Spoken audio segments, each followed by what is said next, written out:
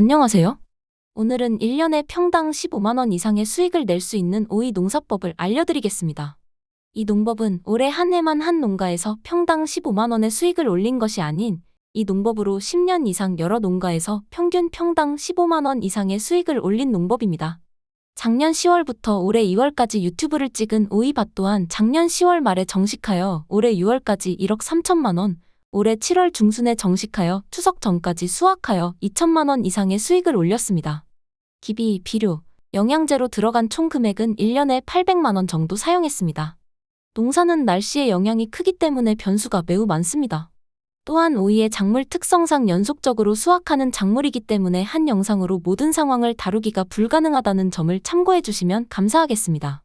이번 영상에서는 생리장애와 같은 변수를 최소화하면서 안정적으로 작기를 끌고 갈 수 있는 농법을 소개해드리겠습니다.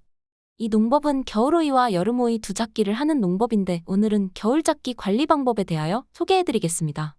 지금부터 겨울오이 정식부터 수확기까지 어떻게 오이를 관리하고 유지하는지 수분, 양분, 온도 관리 측면에서 알아보겠습니다.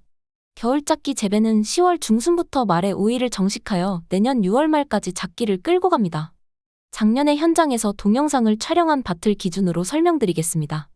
우선 이 하우스는 40년 연작 토양의 시설 또한 40년이 된 아주 낮고 낡은 하우스입니다. 비료는 스페인 히로그라 회사의 비료만 사용했습니다. 정식 20일 전 기비로는 퇴비, 유박, 복합 비료를 전혀 사용하지 않고 멜퍼트라는 고온 살균 소독 처리된 네덜란드 유기질 비료만 사용했습니다. 200평당 10포에서 15포를 사용했습니다. 멜퍼트를 사용하시면 퇴비, 유박, 복합 비료를 사용하지 않아도 됩니다. 펠렛 형태라 사용이 편하고 단독으로 사용해도 작기 끝까지 뒷심이 부족하지 않다는 장점이 있어 인건비와 노동력 절감이 됩니다. 정식 초기에는 오이가 흙냄새를 맡고 난 뒤 물을 한 번에 잔뜩 주고 오이 잎이 축 처질 때까지 물을 굶깁니다. 물을 굶김으로 인하여 뿌리가 물을 찾아 더 깊이 들어가 뿌리 활착에 더 유리해집니다. 물을 관주할 때 천평 기준으로 토템 1리터와 아미노풀밭 1리터에서 2리터를 같이 관주해줍니다.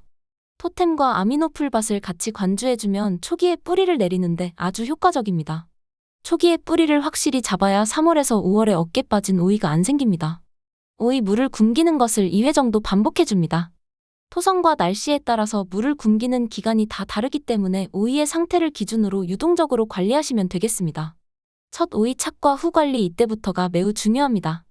오이 농사에서 가장 중요한 것은 농사를 선순환하게 만드는 것입니다.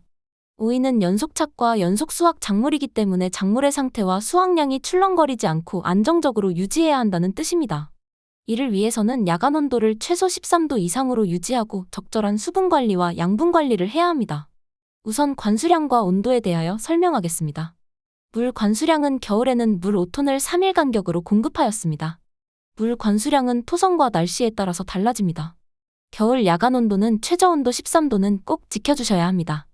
오이의 수분 요구량과 양분 요구량은 오이가 성장함에 따라서 점점 증가하기 때문에 오이가 얼마나 달려있는지에 따라서 점차 늘려주시면 되겠습니다. 첫 오이는 보통 뿌리가 자리를 잡은 후에 착과시킵니다.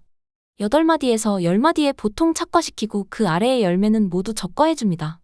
첫 오이를 착과시킨 이후부터 물을 줄 때마다 1000평의 관주용 비료를 2.5kg 정도씩 관주하며 열매수가 증가함에 따라 비료량을 늘려줍니다. 물은 보통 3일 간격으로 공급하였고 관주용 비료로는 히로크리스를 사용했습니다. 비종은 30-10-10, 19-19-19, 15-5-30 또는 11-11-33비종을 돌아가면서 사용했습니다. 여러가지 비종을 교차로 시비하는 이유는 다량요소, 차량요소, 미량요소를 골고루 공급하여 영양생장과 생식생장의 밸런스를 맞추기 위함입니다. 히로크리스의 미량요소도 포함되어 있기 때문에 미량요소 비료는 따로 사용하지 않았습니다. 겨울에는 식물의 대사활동이 떨어져 수분 및 양분 흡수가 떨어지기 때문에 식물 뿌리에 스트레스를 주지 않는 이시가 낮은 히로크리스 비료를 사용하는 것을 권장드립니다. 이때 히로크리스 이외의 생리활성제인 해조 추출물이나 아미노산, 휴믹산, 풀빅산도 교차로 함께 관주해줍니다. 겨울에는 작물의 생리활성도가 떨어지기 때문에 이러한 생리활성제는 필수적입니다. 해조 추출물인 히로마, 고농도의 유리아미노산 오레오, 동물성 아미노산 레디큘라, 고농도의 휴믹산 풀빅산, 베타인을 함유하고 있는 아미노풀밭을 돌아가면서 히로크리스와 같이 관주해줍니다. 1000평 기준으로 히로마와 오레오는 1에서 3리터, 레디큘라와 아미노풀밭은 2에서 5리터를 관주로 사용했습니다. 사용량은 오이의 수에 따라 달라집니다. 이렇게 돌아가면서 사용하면 토양의 유기물과 유기탄소 공급, 작물의 활력 증진 및 뿌리 밝은 염류 집정 예방을 자연스럽게 유도할 수 있습니다. 이때 추가로 토템을 2주 간격으로 2리터, 덴소 칼슘을 3리터 정도 사용하였습니다.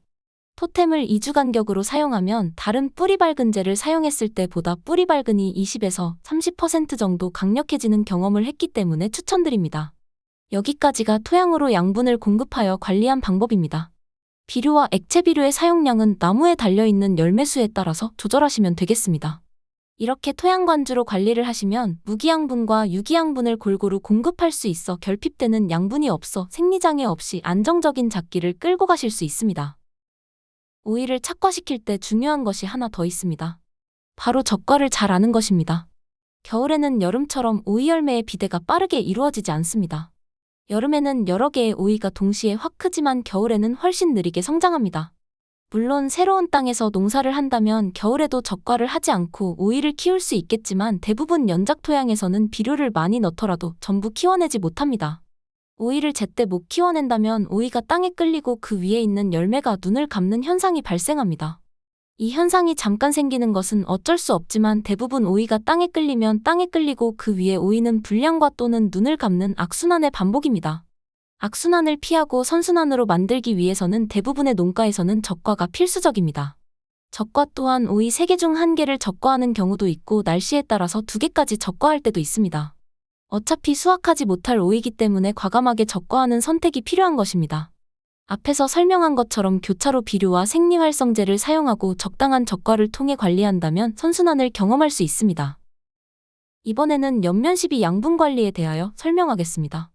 연면시비는 농약을 칠 때 농약과 함께 사용했습니다. 농약은 병이나 충이 생기기 전에 쳐야 하는 것입니다. 이미 우리 눈에 보였다면 이미 유의미한 피해를 입은 것입니다. 그렇기에 병이나 충을 예방하는 것 또한 매우 중요합니다. 예를 들어 노균병에 걸린다면 이 나무를 다시 정상적인 나무로 만들기 위해서는 거의 한 달이 걸립니다. 한 달 동안은 수확량도 매우 적어져 1000에서 2000만 원의 눈에 보이지 않는 피해를 입는 것입니다. 연면시비 또한 교차로 사용했습니다. 특허 칼슘인 덴소 서스펜션 칼슘 플러스 오레오, 아인산과 폴리인산을 함유한 포스피론 K 플러스 오레오, 특허 칼륨인 히로케이 50 플러스 오레오를 각각 30에서 40cc씩 농약과 함께 연면시비로 사용했습니다. 3가지 조합으로 연면시비를 해주면 잎과 줄기가 굵어지고 아인산을 함유하고 있어 병이나 해충 피해를 최소화할 수 있습니다. 이러한 병과 충의 피해를 입지 않는 것이 겨울 작기에는 매우 중요합니다. 한번 병이나 충의 피해를 보면 거의 한 달 동안은 수확량이 매우 떨어지기 때문에 미리미리 농약과 연면시비 전용 비료를 사용하여 예방하는 것이 돈을 버는 농사의 지름길입니다. pH 또한 5.5에서 6.5로 약산성에서 중성이기 때문에 흡수율이 뛰어나고 농약 효과를 감소시키지 않습니다. 다른 회사의 제품은 pH를 알 수 없거나 강산성 또는 강알칼리인 경우가 많습니다. 히로그라 회사는 유럽에서 가장 큰 액체비료 공장을 가지고 있고 120년 이상의 업력, 13개의 특허를 가지고 있기 때문에 비료와 액체비료를 제조하는 기술이 매우 뛰어난 믿을 수 있는 회사입니다. 여기까지가 1년에 평당 15만 원의 수익을 올린 기본적으로 겨울오이를 끌고 가는 농법입니다. 다시 한번 정리하자면 관주용 비료로는 히로크리스 30-10-10, 19-19-19, 15-5-30 또는 11-11-33비종을 교차로 사용하고 여기에 생리활성제인 히로마, 오레오, 레디큘라, 아미노풀밭을 교차로 관주를 했습니다. 추가로 2주 간격으로 토테미리터와 덴소 칼슘 3리터를 관주했습니다. 연면시비로는 농약 플러스 덴소 칼슘, 포스피론 K, 히로케이 플러스 오레오를 교차로 시비했습니다. 이렇게 사용하여 기비, 비료, 영양제는 1년에 평균적으로 800만 원 정도를 사용했습니다. 물론 오이라는 작물은 연속착과 작물이기 때문에 광량, 습도, 온도 등 상황에 맞는 대응이 필요합니다. 이러한 상황별 대응에 대해서는 10월 중순에 작기가 시작하면 상황에 맞는 대응 방법을 현장에서 알려드리겠습니다. 궁금하신 점이 있으시면 댓글로 남겨주세요. 만약 더 자세한 컨설팅을 받고 싶으시다면 031-677-5353으로 문의 전화 주시면 현장 방문 또는 더 자세한 상담이 가능합니다. 다음 영상에서는 상황별 대응 방법에 대한 영상을 만들 계획입니다. 원하시는 영상이 있으시다면 댓글로 남겨주세요. 구독, 좋아요, 댓글 부탁드리겠습니다.